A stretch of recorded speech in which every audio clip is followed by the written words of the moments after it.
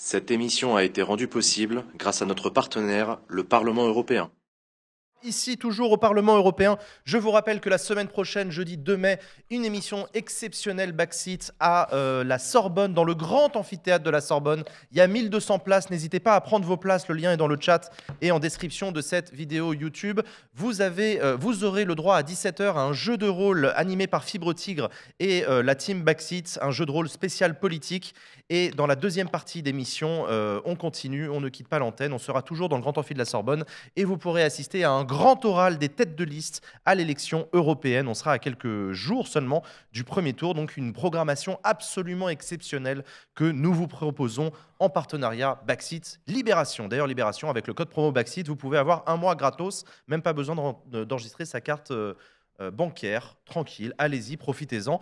À un mois du premier tour des européennes, c'est à mon avis le bon moment pour choper un abonnement gratos à un grand quotidien national. Surtout, n'hésitez pas. Chers amis, je vous propose qu'on parle de l'actualité de la semaine. C'est parti pour l'actu de la semaine.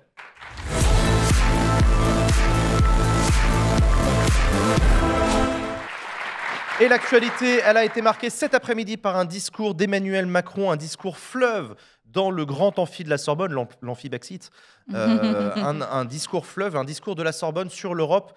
C'est important de rappeler que ça fait écho à un ancien discours de la Sorbonne. Quand on parle du discours de la Sorbonne, on parle d'un discours qui a été prononcé le 26 septembre 2017 par le nouveau président de la République, Emmanuel Macron. Il n'était plus candidat, il était président de la République et il avait voulu marquer le coup en donnant sa vision de l'Europe. C'est là qu'il avait parlé d'autonomie stratégique, c'est là qu'il avait fait un long discours auquel on s'est tous référés en parlant du fameux discours de la Sorbonne, l'ambition européenne d'Emmanuel Macron. Emmanuel Macron est effectivement un grand européiste. Et il avait prononcé ce discours. Et là, à quelques semaines du premier tour des élections européennes, tiens comme par hasard, il nous refait le coup du discours de la Sorbonne. Un discours que j'ai regardé cet après-midi. Il a duré 2 heures, le discours. Je me le suis bouffé en vitesse x2 sur YouTube, c'est pas une blague. Et c'était vitesse quand même... 1.5 ici. Toi, tu as une vitesse 1.5 ouais, non, moi, j'ai accéléré, j'en pouvais plus. Donc x2 pour moi, pour écouter ce long discours fleuve d'Emmanuel Macron. On va avoir l'occasion d'en parler de ce discours d'Emmanuel Macron, mais d'abord une question que je vous pose, est-ce que c'est l'entrée en campagne finalement d'Emmanuel Macron pour ces européennes ? On attendait que la campagne de Renaissance démarre.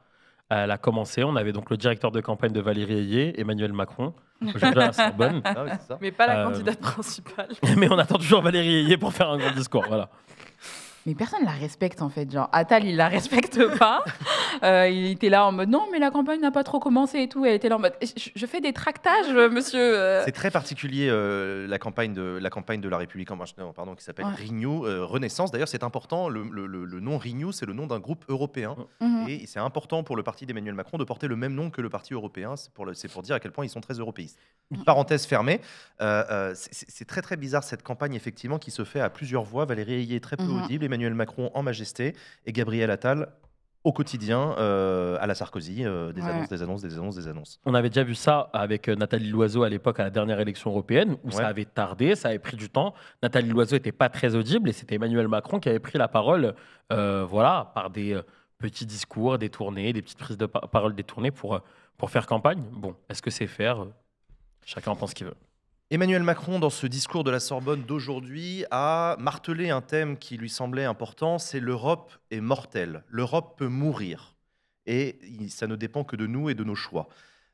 J'ai l'impression qu'Emmanuel Macron souhaite marquer le coup en donnant une espèce de gravité à la situation. Mais c'est une ficelle qui est un peu classique chez Emmanuel Macron de donner de la gravité en disant les gens ne se rendent pas compte, on dépense trop d'argent depuis le Covid. Drama King. C'est la même chose pour la dette, c'était la même chose pour le déficit, c'est la même chose pour l'Europe, c'est la même chose sur la rhétorique du réarmement, le réarmement démographique, le réarmement militaire. Absolument. Sinon, on va perdre la guerre. Avec Emmanuel Macron, ou même d'un point de vue natalité, avec Emmanuel Macron, on a toujours l'impression d'être au bord de la falaise. Ouais. Alors parfois, en tant que jeune, on va lui dire « la faute à qui ?» Ça va faire 10 ans que t'es là, poteau. Ouais. Non, mais c'est vrai. Il a quand même un argument que je vous propose d'interroger. C'est le risque qui pèse sur la démocratie libérale. Le modèle de la démocratie libérale, le modèle historique européen, avec des élections, avec des représentants, avec des partis, avec des médias libres, etc., est aujourd'hui tensé violemment par des empires phénoménaux comme la Chine, la Russie, l'Amérique de Trump. Est-ce qu'effectivement Macron n'a pas quelque part raison lorsqu'il dit que l'Europe peut crever ? C'est une énorme question. Je ne sais pas si vous voulez répondre avant. Alors, moi, je me lance. Allez, vas-y.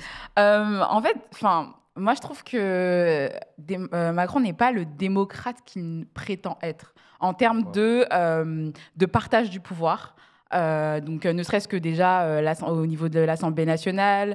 Là, par exemple, tout à l'heure, on parlait de Valérie Ayé. Moi, je suis en train de me demander si Clément Beaune, qui a malheureusement été touché par la malédiction Backseat, donc c'était l'ancien... donc il était ministre ou secrétaire d'État, je me rappelle. Ministre des Transports et son fer de lance sur les questions européennes. Est-ce que ça aurait été vraiment pareil? Déjà, ça, c'est la première question, parce que je trouve que déjà, en plus, à En Marche, on a un rapport assez spécial aux femmes. Bon, ça, c'est un autre débat. Mais en fait, en France, en termes de violence policière, en termes de partage du pouvoir, etc., on n'est pas les plus démocrates. Après, on n'est pas la Chine non plus, on n'est pas la Russie non plus, certes, mais des fois, il faut quand même un peu... Non, mais je te suis, Lorraine. La réalité, c'est qu'on faut aussi se dire les termes. On traverse une crise démocratique. Et c'est vrai que la première responsabilité incombe à Emmanuel Macron, à sa gouvernance. Il faut quand même se rappeler de la manière dont notre génération a été traitée après des mouvements sociaux, après le post-49.3 suite à la réforme des retraites, avec même le 49.3 en soi. Et moi, ce que je me rends compte aussi quand on parle à des gens de tous les jours, même moi, ma maman qui est aide-soignante, je suis désolée, là je parle un peu de ma vie, mais j'ai l'impression que, en vrai, on parle de nos vies. Elle est aide-soignante et elle me disait, en fait, moi, la démocratie, ça ne me touche pas dans mon quotidien. C'est-à-dire que le sens au travail, je ne le retrouve pas. Ce n'est pas moi qui décide de comment je peux mener mes missions, comment je peux mener mon travail, comment je mène mon emploi du temps, quel sens je donne à ça aux patients. Voter, ça n'a pas de sens pour moi parce qu'en fait, j'ai l'impression qu'on ne respecte pas ce pourquoi je vote. Quand je vote, j'ai l'impression qu'on trahit le programme pour lequel j'ai voté. La pratique du pouvoir qu'on est en train de connaître, elle s'autoritarise.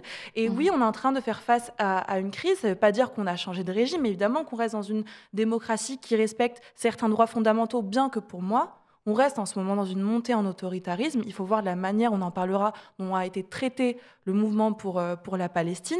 Et du coup, pour moi, on va peut-être faire face à deux blocs. C'est-à-dire que, je ne veux pas être alarmiste, mais on va être dans un temps, pour moi, de flou dans les années à venir, où il y a des gens comme moi, j'assume, qui se mobilisent pour une autre démocratie, pour une démocratie où c'est en fait les gens qui travaillent, qui pourront prendre les décisions sur leur lieu de travail, qui pourront en fait occuper une représentation des décisions. Et ça, du coup, c'est sortir de la démocratie libérale. C'est une autre forme de démocratie qui est une démocratie des travailleurs et du partage.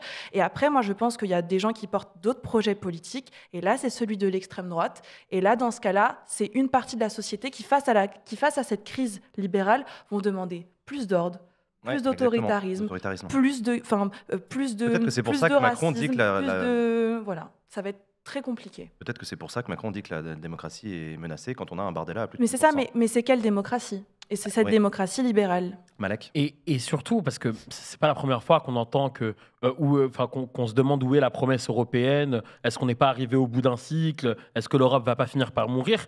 En fait, ça partait surtout du point de vue que les électeurs, en réalité, s'en tapaient un petit peu. Là, en réalité, si on prend même aussi les dirigeants européens, on va prendre par exemple en Italie, d'autres dirigeants un petit peu partout en Europe, la vision en fait n'est plus partagée. Et donc c'est pour ça que la promesse est mise en danger. Tout le monde n'est plus d'accord en fait autour de la table. Qu'est-ce qu'ils veulent en réalité tous? Est-ce qu'ils sont tous d'accord aujourd'hui sur ce projet européen, sur cette nouvelle Europe, sur l'Europe de la défense dont nous a parlé Emmanuel Macron cet après-midi, sur ce réarmement, sur tout ça? Est-ce qu'ils sont tous d'accord en réalité? On le voit même d'ailleurs sur la question ukrainienne. Certains se prononcent plus que d'autres, et c'est un vrai débat qu'il faut se poser. Il y a une évolution entre le Macron de 2017 et le Macron de 2024. Il est moins béni oui-oui, il est moins dans l'incantation vis-à-vis de l'Europe, ne serait-ce que parce qu'il y a un bilan. Déjà, il est obligé de défendre un bilan. Et il le fait, il met en avant les succès de l'Europe, l'accord franco-allemand pour un endettement commun qui a donné naissance à 800 milliards d'euros de plan de relance. C'est un truc qui est absolument phénoménal, et ça, il en fait des tartines dessus. Plusieurs accords qui ont été trouvés au niveau européen, y compris des législations récentes, le pacte vert. Alors, il met un peu en sourdine le pacte vert à cause des agriculteurs. Le pacte asile-immigration, ça pour le coup, il est dans le j'assume. C'est une responsabilité de chef d'État, de gouvernants européens. D'ailleurs, il l'a redit, l'Europe doit se réarmer par l'importance des frontières. Par ses frontières. C'est par ses frontières que l'Europe défendra son identité, etc. Ça, pour le coup, c'est extrêmement assumé de sa part. Pour le coup, j'ai eu du mal à trouver dans son discours de cet après-midi un souffle nouveau, une vision nouvelle, une volonté. J'ai l'impression que lui aussi, c'est un peu les illusions perdues, quoi. Ouais. C'est fini l'Europe qui fait rêver, maintenant c'est l'Europe du réalisme brut. Il a dénoncé, et c'est assez juste, le fait qu'on joue avec la Chine et la Russie qui ne respectent plus les règles, qui ont décidé de sortir des règles internationales. Et donc Emmanuel Macron, il dit il faut un sursaut européen, il faut que l'Europe se réarme, il faut que l'Europe comprenne qu'elle va devoir se battre avec des gens qui ne respectent pas les règles. Tu l'as dit, il y avait un truc très rêveur. Je rappelle que Emmanuel Macron, quand il gagne en 2017, il fait son entrée devant le Louvre avec l'Ode à la joie en fond sonore. Oui. Il fait cette grande marche. Il nous a fait des grands discours pendant la campagne de 2017. Aujourd'hui, tu l'as dit, il est porteur d'un bilan. Et aujourd'hui, cet après-midi, est-ce qu'on a eu quelque chose de nouveau en fait pendant ce discours? C'est pour ça que je me demande en fait, l'intérêt en fait de ce discours de la Sorbonne 2024, à part servir la campagne électorale de Valérie Ayé. C'est pas un discours de chef d'État qui veut balancer de nouvelles idées et une nouvelle vision et proposer des choses. On a entendu que des choses qu'on avait déjà entendues, mais avec de nouveaux termes, et rien de nouveau en tout cas. Si, il propose la majorité à 15 ans pour le numérique. L'interdiction de s'inscrire sur des réseaux sociaux avant l'âge de 15 ans, sauf accord des parents. L'Europe est sauvée donc. Waouh.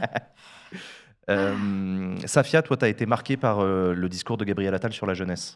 Tout à fait, j'aimerais vous en parler parce qu'en fait, Lorraine en parlera mieux que moi, mais la réalité, c'est que au-delà de Valérie Ayé, on a dit il y a Emmanuel Macron, mais aussi Gabriel Attal, qui viennent agiter le spectre des élections européennes avec justement cette conférence qu'il y a aujourd'hui, mais aussi avec les réformes de Gabriel Attal qui sont successives.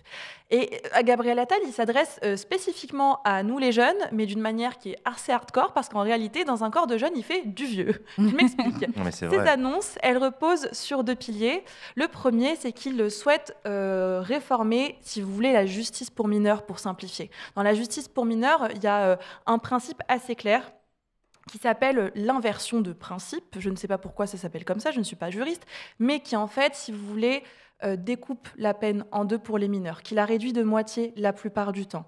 La peine encourue. Exactement, la peine encourue de moitié. Et lui, il veut revenir sur ça parce que vous l'avez sûrement vu, on est dans une ambiance où eux vont beaucoup parler de parents défaillants, de jeunes des quartiers populaires, de rixes, de jeunesse violente, d'une jeunesse qui serait matrixée par les réseaux sociaux et les jeux vidéo, etc., faisant totalement fi en fait de nos conditions sociales, de nos conditions économiques, de la ghettoisation qu'on subit, de l'état de l'éducation, de l'école, etc. Et en fait, il a totalement déporté le débat justement sur cette question qui est plutôt en fait en réalité assez autoritaire. Il faut savoir que cette revendication, elle a été portée par le Rassemblement national en 2022. Et vous allez retrouver possiblement un article dans Le Monde qui dit très bien, en réalité, ça fait 80 ans que tout camp politique de tous bords essaye justement de s'attaquer à la justice pour mineurs. Et enfin, le deuxième pilier, c'est celui, vous savez, les annonces sur l'internat. Il s'est beaucoup fait moquer, Gabriel Attal, justement, par des jeunes, et j'ai kiffé comment ces jeunes ont pu lui répondre, justement. Et justement, il disait, voilà, il faut que les jeunes à la dérive puissent aller à l'internat. Alors, premièrement, c'est quoi être à la dérive? Tu parles de quoi? Du fait qu'on a du mal à manger à la fin du mois quand on est dans les quartiers populaires, que nos parents sont ouvriers, qu'on a des difficultés scolaires, comment est-ce qu'on nous prend en charge, les moyens pour les profs? Pas du tout. C'est un flou intergalactique, la jeunesse à la dérive. Et il incite à un volontariat dirigé. C'est-à-dire, il aimerait que l'école, l'académie, le rectorat force un peu, mais pas trop, mais force bien quand même les parents à envoyer en fait les enfants, les élèves dans des internats que eux auront choisi, avec le personnel qu'ils auront choisi, qui sera sûrement un personnel de type SNU. Vous voyez le genre de mise au pas très brut qui sera. En réalité, pourquoi est-ce que c'est encore du vieux et que c'est pas du neuf et qu'il n'a pas sorti cette idée de son chapeau? Il faut savoir que l'internat, c'est une vieille idée issue de la colonisation. En réalité, pendant la colonisation, les pouvoirs coloniaux, en lien avec l'Église, ça s'est beaucoup fait au Canada, mais aussi en Afrique, ont regroupé soit les jeunesses autochtones, soit les jeunesses colonisées, une certaine partie dans des internats pour être sûr que cette jeunesse, qui parfois est difficile, on lui miette bien les valeurs dans la peau et dans le cerveau, vous savez, dans un élan un peu de mission civilisatrice. Alors évidemment, on est dans un contexte qui est différent, qui n'est pas celui de la colonisation, mais Gabriel Attal est en train d'emprunter à cet esprit-là pour en réalité nous mettre au pas et nous mettre des valeurs dans la tête qui sont en réalité totalement à l'opposé des valeurs d'émancipation que la jeunesse essaye de porter. Bon, en fait, c'est ça. Quand on n'a rien à proposer, en fait, finalement, de nouveau, et justement, il n'y a pas vraiment d'éléments nouveaux, que ce soit dans le discours d'Emmanuel Macron et dans celui d'Attal, finalement, on recycle. On recycle, mais... On recycle jusqu'à même dans le programme de son concurrent direct. La question, c'est quel match on joue. Moi, j'ai l'impression qu'il joue le match contre le RN. Il est là, l'enjeu. C'est nouveau, ça. Non, mais tu vois, on est étonnés. Cet autoritarisme, il vient de là. Et on sait qu'ils se disputent un électorat relativement âgé. Exactement. Et un électorat âgé, quand tu leur vends une image sépia de l'école d'antan avec la blouse et le maître qui tape sur les doigts des élèves, ça, ils adorent, les vieux. Mais ils n'ont pas foutu un pied dans une école depuis 40 ans. Donc, on a cet enjeu-là, ils se battent autour. On a un enjeu démographique majeur.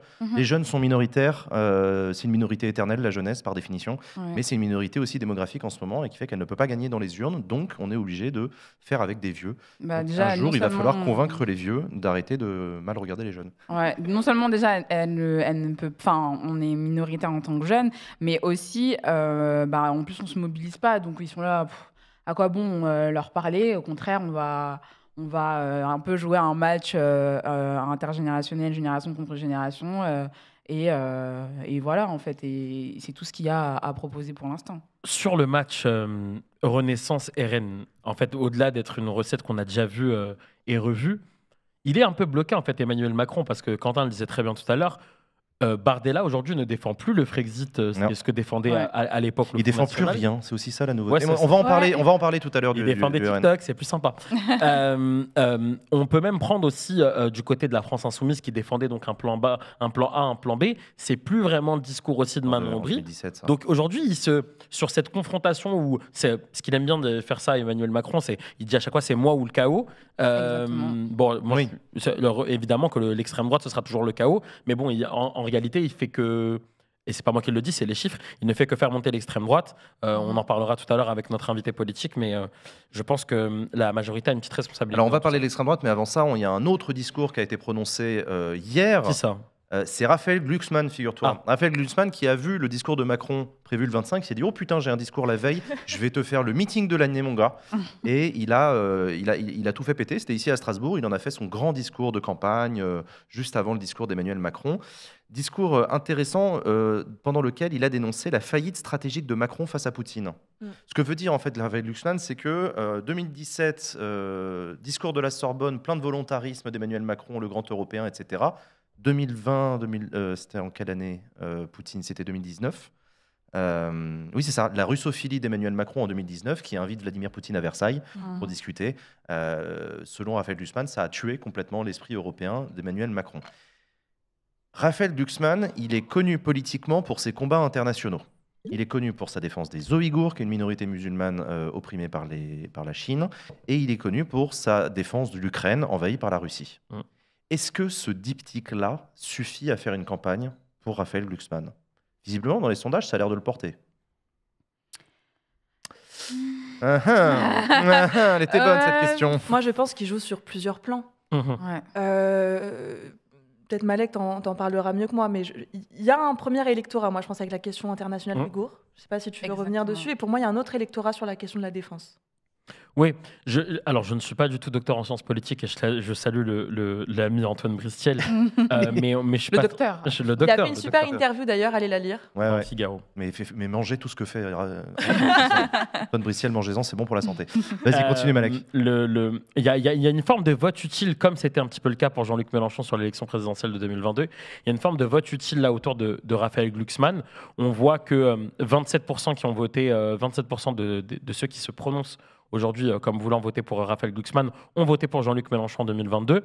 10% ont voté pour Emmanuel Macron. Donc on voit qu'en réalité, il veut faire un petit peu ce pont de je remplis l'espace entre Jean-Luc Mélenchon et Emmanuel Macron. Mais sauf qu'en fait, à force de vouloir faire un grand écart, mon grand, tu vas finir par te claquer. Et c'est pour ça aussi qu'il y a une forme de flou, qu'il y a d'un côté celui qui parle sur ces sujets internationaux, mais pas tous, j'en parlerai après, et ce sérieux sur la défense. Et on l'a vu hier aussi d'ailleurs dans son discours, il se pose en confrontation directe à Emmanuel Macron pendant tout son discours. Voilà, il est le premier opposant à Emmanuel Macron. Premier opposant à Emmanuel Macron qui essaye de défendre une nouvelle vision d'une Europe anti-Macron.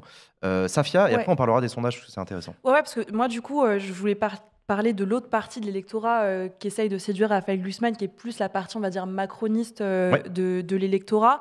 Moi, je pense qu'en réalité, il se crame pas beaucoup en parlant des Ouïghours et de l'Ukraine avec l'électorat macroniste ou plutôt Parti socialiste. Je m'explique. C'est-à-dire que quand on parle des Ouïghours, en réalité, on parle de la Chine et de l'impérialisme chinois, etc.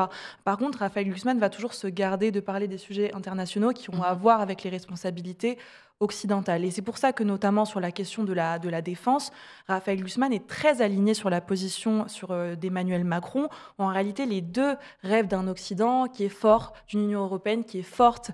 Raphaël Glucksmann est quand même ultra guerrier en fait dans le meeting qu'il a eu hier. Il rêve d'une Europe de la défense, il est très otaniste en réalité. Moi je sais qu'en tant que jeune ça me fait assez peur parce qu'on est dans un contexte d'escalade militaire qui est très préoccupant, mais du coup sur ça, justement, il a fait une accusation à Emmanuel Macron, vous l'avez peut-être entendu, c'est Emmanuel Macron, grosso modo, il fait du blabla, alors que moi, je suis un homme d'action, et c'est là où il va essayer de manger sur l'électorat.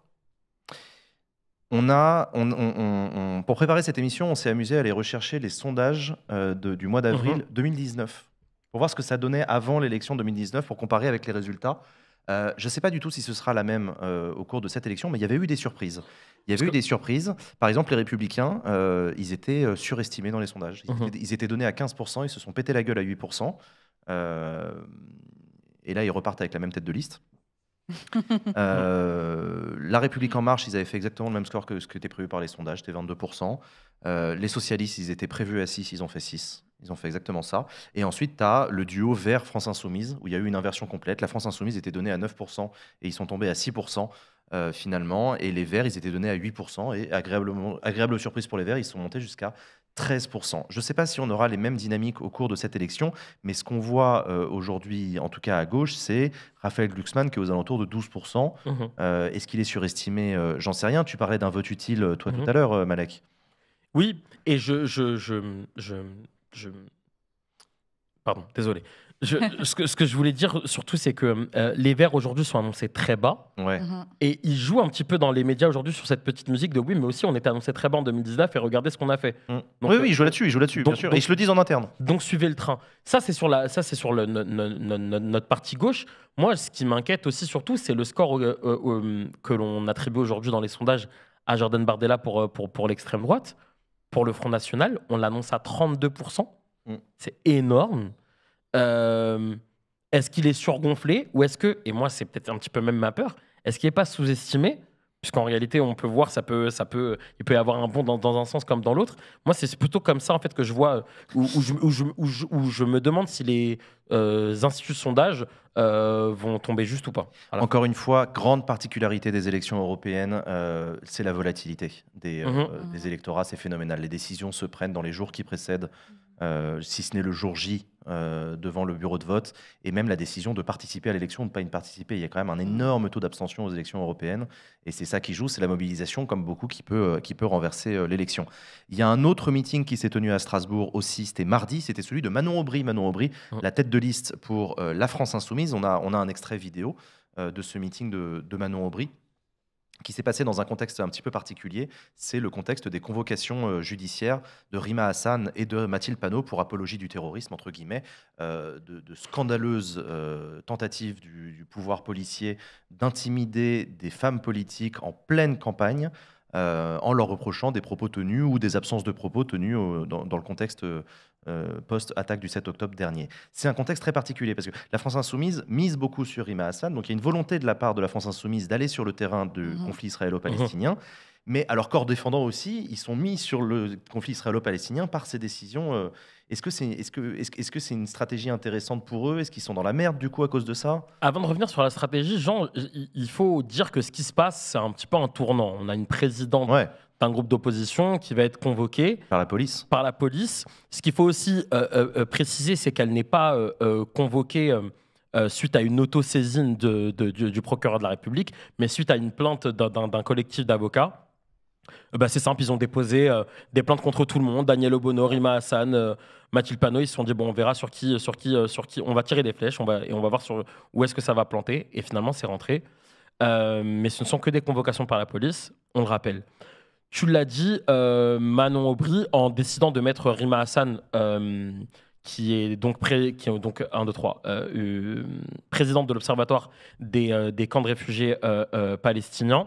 Et elle-même franco-palestinienne. Exactement. Elle décide de mettre, donc, en la mettant en position éligible et en parlant de Gaza aussi pendant cette campagne, elle décide de mettre donc la question de Gaza au cœur de la campagne. Ouais. Bon, moi, j'ai envie de te dire, dans un sens inverse, parce que c'est aussi des potes qui m'en ont parlé, en réalité, c'est la seule à le faire sur tous les chiquiers pendant la campagne européenne. Et donc, ça peut mobiliser un électorat, tu penses ? Ça peut en chasser, comme ça peut en surmobiliser en réalité, parce que moi, j'ai des potes qui clairement s'en tapaient total des européennes, mais sont en train de me dire, la seule qui est en train de parler aujourd'hui de Gaza au point de vouloir mettre une réfugiée palestinienne au Parlement européen, c'est Manon Aubry. Donc, c'est intéressant.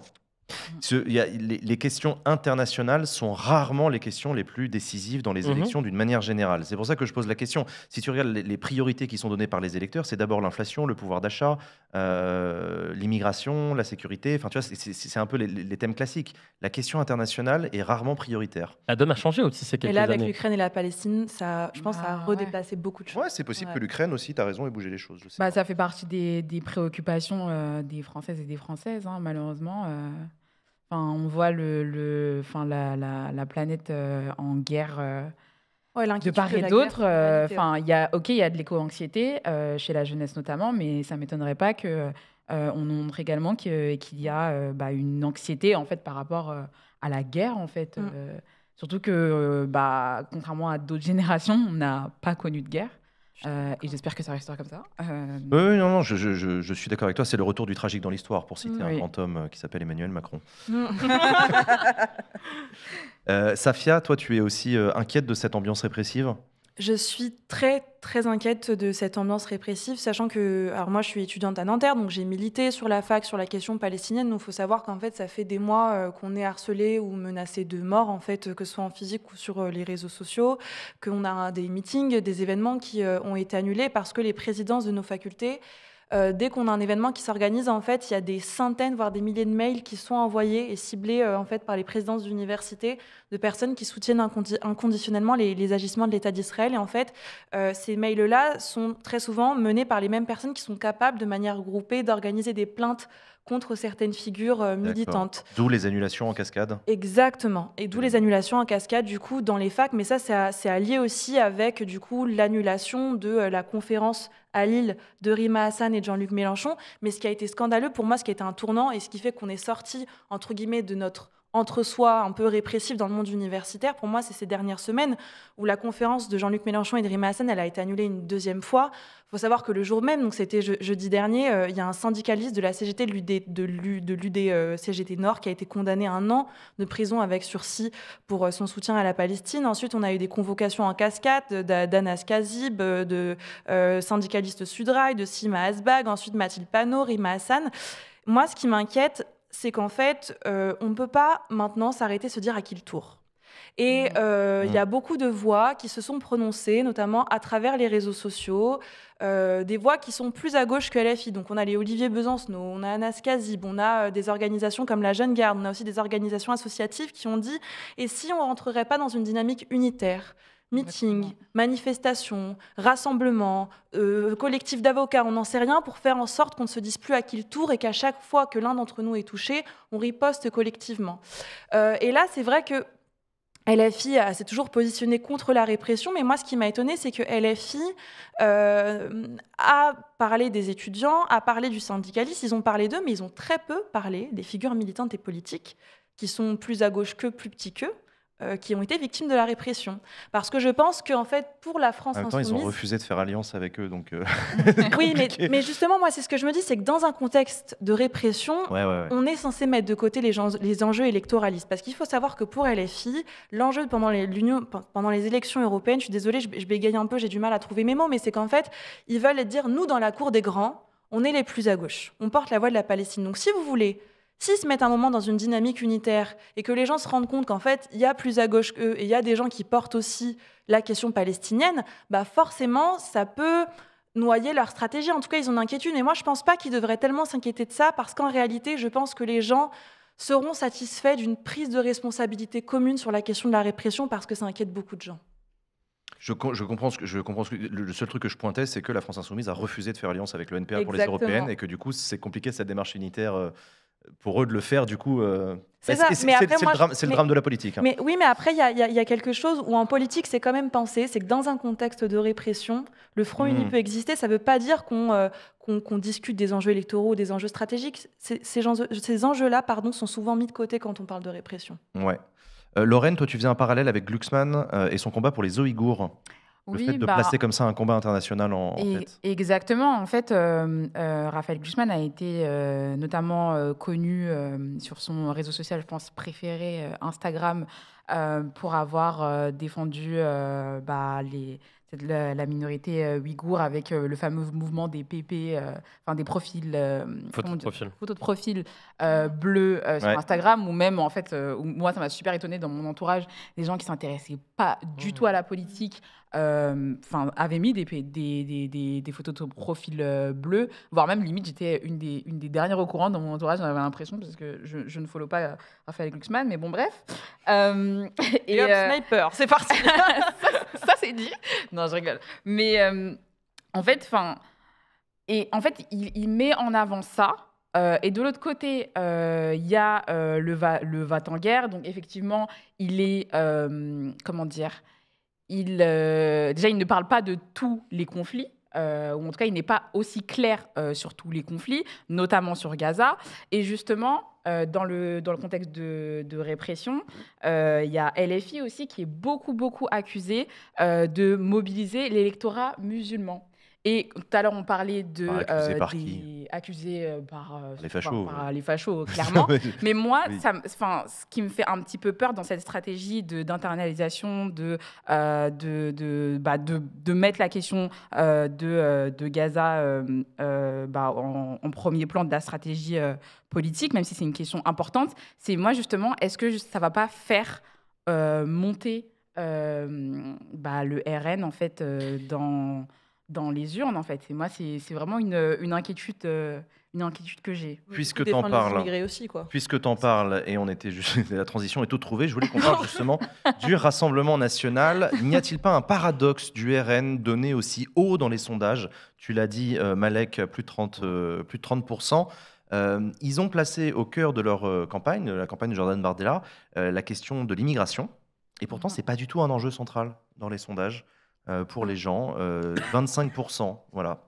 C'est la place de l'immigration. Est-ce qu'on est surpris? Non, mais voilà, tu vois. D'où ma question. Comment t'expliques le paradoxe? Ça peut aussi être une stratégie gagnante, j'ai envie de te dire, de ne pas prendre une des premières préoccupations, mais de se dire on va prendre une préoccupation de niche, donc les fachos, en leur donnant ce qu'ils veulent pour qu'ils votent pour nous. Il y a aussi c'est pas forcément l'enjeu du nombre sur les élections européennes, mais c'est surtout la question de la mobilisation. En réalité, la vérité, c'est que l'électorat de gauche va très peu se mobiliser, là où aujourd'hui, l'électorat de l'extrême droite voit une aubaine folle de, encore une fois, gagner une élection avec un nouveau visage, Jordan Bardella, qui est tant adulé par cet électorat, parce qu'en plus de ça, il leur vend avec ce truc New Wave, un discours qui leur convient toujours. Et c'est aussi une particularité aussi de l'extrême droite, c'est la jeunesse de Jordan Bardella. Enfin, ils peuvent présenter... l'extrême droite a été représentée par le vieux Jean-Marie pendant des décennies. N'est-ce pas? On est arrivé... ensuite, il y a eu du renouveau avec Marine Le Pen, mais enfin, c'est pas non plus la fraîcheur de la jeunesse. Et Jordan Bardella qui débarque et qui est vu par toute l'extrême droite comme le renouveau, il est exceptionnel, il est formidable, c'est le meilleur. Il porte le gendre idéal, exactement. Voilà, le gendre idéal, le fameux gendre idéal. Vous savez que c'est vachement important pour beaucoup d'électeurs, ça. Hein. Ouais, le vote au faciès, c'est un truc. Les gens qui présentent bien, ils ont des bonus de voix assez spectaculaires, notamment auprès de l'électorat âgé. Ça veut dire que les jeunes, ils votent pour les chums. Ils s'en battent les couilles. On est déconstruits. Ouais, c'est ça, exactement. Qu'est-ce qui pourrait faire chuter Jordan Bardella de ce piédestal sondagier? Est-ce que des frasques, des galères, des scandales, on a vu qu'il y a eu plusieurs candidats où il y a eu des sujets, Fabrice Leggeri qui est poursuivi pour crime contre l'humanité quand même. Ouais. C'était quand même pas rien. Mais est-ce qu'un électeur d'extrême droite, il en a quoi que ce soit à foutre? Qu'on rappelle peut-être qui est Fabrice Leggeri, c'est l'ancien directeur de Frontex, donc de l'agence européenne qui s'occupe entre guillemets de la sauvegarde des frontières et des gardes-côtes, mais qui a en réalité essuyé beaucoup de scandales. Vous vous souvenez, peut-être il y a quelques mois, en Grèce, il y a un bateau avec plusieurs centaines de personnes exilées et migrantes, en fait, qui a fait naufrage. Et on s'est rendu compte, à travers une enquête, que les gardes-côtes de Frontex n'ont pas répondu aux appels et aux appels d'urgence alors qu'ils sont censés faire des sauvetages et après traiter les questions administratives. Donc ce directeur-là, il a rejoint la liste du Rassemblement national en position numéro 2 ou en numéro 3 ? Je ne sais plus, mais il est en numéro placé. 3, il me semble. Et alors ça, c'est depuis avant-hier. Utopia 56 et la Ligue des droits de l'homme ont porté plainte du coup contre ce Fabrice Leggeri pour... Crime contre l'humanité. Complicité de crime contre l'humanité. Exactement, je ne savais plus lequel des deux c'était. Non mais bon, t'as ça, voilà, tu le poses sur la table. T'as les détournements de fonds. On rappelle les emplois fictifs du Rassemblement national au Parlement européen. Petite habitude. Non mais voilà, l'absentéisme de Jordan Bardella. Complément d'enquête. Ah là, il a eu trop chaud. Et tu sais qu'apparemment, il y en a un deuxième qui se prépare et là, il a trop le seum. Il l'a dit sur Twitter. Ah ouais? Ouais. Il a carrément genre un peu spoilé la non, il a spoilé. Non, mais enfin, je veux dire, tu fais une collection de casseroles absolument phénoménale qui ne serait pardonnée à personne d'autre. Et Jordan Bardella, il s'en sort. Rien à foutre. Mais parce que mais c'est ça l'extrême droite. C'est vraiment cette capacité à s'en foutre complètement des règles. Bah, des règles, et parce qu'en fait, ils sont vus comme un parti anti-système, entre guillemets. Ils le sont Donc en fait, finalement, qu'ils soient absents au Parlement européen, c'est quasi normal. Bardella, c'est en mode, c'est normal, on est anti-système. Oui, bien sûr. Il y a un membre de la communauté Backseat qui m'a dit sur Twitter à l'annonce de l'émission ce soir, plus qu'une visite à Strasbourg et puis vous serez allé encore plus à Strasbourg que Jordan Bardella. Incroyable.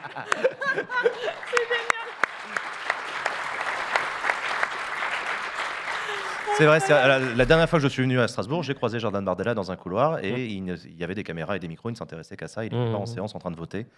Waouh. Voilà. Mais, un Pokémon rare. Exactement. Donc voilà, est-ce qu'on est en train de se diriger tout droit vers une élection remportée par le Rassemblement national de haute lutte? Même pas de haute lutte parce qu'ils font pas campagne. Enfin, je veux dire, c'est très facile. Jordan Bardella est très absent. Et il en a rien à foutre. Et en même temps, il est dans la position du defender, comme on dit. C'est-à-dire qu'il est en tête dans les sondages. Moins il en fait, mieux c'est. Il n'y a que des coups à prendre, il n'y a que des points à perdre. Il n'y a rien à gagner. C'est comme Marine Le Pen. Toute la séquence 2023, elle a gagné des points sur son silence. Et ça fait partie... Enfin, en fait, leur stratégie de normalisation repose beaucoup sur du silence ou sur des petites avancées tactiques. Sauf que là, c'est vrai que dans cette période électorale, ils sont bien emmerdés parce qu'ils ont eu des couacs sur leur liste avec différentes figures qui, du coup, ne rentrent pas dans leur stratégie de normalisation. Et ensuite, il y a l'ambiance de l'extrême droite européenne. Ils sont alliés avec des groupes qui, eux, ne font absolument pas ce pari-là. Alors, est-ce que tu peux nous faire un point, justement, s'il te plaît, Safia, sur les groupes d'extrême droite au Parlement européen, puisqu'il y en a 2? Tout à fait. On a d'abord le groupe Identité et Démocratie. Eux, c'est the faf of the faf. C'est vraiment les plus poussés. Alors, les 3 partis majoritaires qui occupent ce groupe Identité et Démocratie, on va avoir le Rassemblement national pour la France, on va avoir l'Egia, qui est du coup le parti de Salvini, si un peu, en fait, si vous voulez, les descendants de la Ligue du Nord en Italie. Et on va avoir l'AfD en Allemagne, qui est le 3e parti qui occupe le plus de place dans l'idée. Il faut savoir que l'ambiance est assez tendue, puisqu'en fait, Marine Le Pen est assez embêtée, du coup, par ses copains et ses copines, puisque l'AfD a fait polémique ces derniers mois, puisqu'ils ont organisé, soi-disant en secret, mais ils se sont fait cramer par les journalistes, merci les journalistes, d'une conférence, d'un plan pour organiser la rémigration de personnes allemandes et étrangères dans leur pays d'origine. Et ça concernait notamment principalement les personnes noires, arabo-musulmanes, juives et issues du coup du Moyen-Orient, de Turquie, etc. 4 millions de personnes dans leur plan. Exactement. Non, mais c'est important de le dire. C'est important de rappeler qu'on parlait de 4 millions d'êtres humains. Et ce qu'il se passe, c'est qu'en fait, en Allemagne, il y a eu des manifestations de millions et de millions de personnes se réveillent. En tout cas, moi, m'a fait beaucoup de bien. Et Marine Le Pen a du coup envoyé un tacle à ce moment-là à l'AfD. Il faut savoir que l'AfD leur a répondu en mode oui, mais je comprends pas, Marine Le Pen, t'arrêtes pas de faire des sorties à Mayotte, mais nous, vous savez, on est pour l'autodétermination des peuples. Et en fait, ils se renvoient la balle comme ça, c'est le gros bordel. Et on a un autre groupe qui est le CRE, c'est les conservateurs réformistes du coup de l'Union européenne. Et là, surprise, surprise, moi je ne savais pas, mais en fait le parti du coup de Meloni, Fratelli d'Italia, en fait, font partie de ce groupe-là. Donc c'est un groupe, si vous voulez, qui se veut normalement de droite dure, qui ne s'étiquette pas extrême droite, mais en réalité, on a des forces d'extrême droite qui sont dans ce groupe CRE. Pourquoi est-ce que je vous parle de ces deux groupes? Parce qu'on a deux personnes très importantes. Le Premier ministre de Pologne et Viktor Orban de Hongrie, que vous connaissez toutes et tous pour ses sorties absolument affreuses sur les personnes LGBT, sur ses sorties homophobes et contre les personnes migrantes. Sur les droits des femmes aussi. Et sur les femmes, merci. Qui rentre en discussion avec les deux groupes, donc avec le CRE et avec le groupe du coup ID, parce qu'il faut savoir que le groupe de Viktor Orban, quand ils étaient à l'Union européenne en 2021, ils faisaient partie du groupe, on va dire, plutôt centriste de droite, PE. C'est le groupe Ursula von der Leyen, par exemple, la présidente de l'Union européenne, je vais y arriver, elle fait partie de ce groupe-là. Ils sont partis pour des raisons d'idéologie politique. Et là, en fait, si vous voulez, après le 9 juin, ça va être ultra important parce qu'en fait, Viktor Orban et le Premier ministre polonais vont choisir leur groupe. Et en fait, Marine Le Pen, ce qu'elle voulait, c'est que de base, c'est que le CRE et le groupe ID se regroupent et fassent un espèce de super groupe d'union des droites pour que l'extrême droite, boum, boum, boum, super facho, grosso modo, exactement. Sauf qu'en réalité, les désaccords sont extrêmement forts et là, les seules choses qui peuvent être envisagées, c'est une coalition. Mais il faut savoir une chose, c'est que dans la stratégie de normalisation du Rassemblement national, le Rassemblement national n'a aucun mal à entrer en négociation avec des personnes comme Viktor Orban, qui, elles, ne se cachent pas de leur extrémisme et elles, Marine Le Pen et Jordan Bardella, en sont très contents d'être aux tables des négociations. Merci beaucoup, Safia, pour ce point sur les groupes d'extrême droite au Parlement européen. On est toujours en direct ici à Strasbourg du Parlement européen. On va marquer une petite pause. Après la pause, on se retrouvera avec deux invités exceptionnels. Karima Delli, députée européenne Les Verts depuis 2009 et qui termine son mandat. Et Fabienne Keller, députée européenne Renew depuis 2019, ancienne sénatrice et ancienne maire de cette très jolie ville de Strasbourg. Nous les recevrons en plateau juste après la pause. C'est parti pour la pause.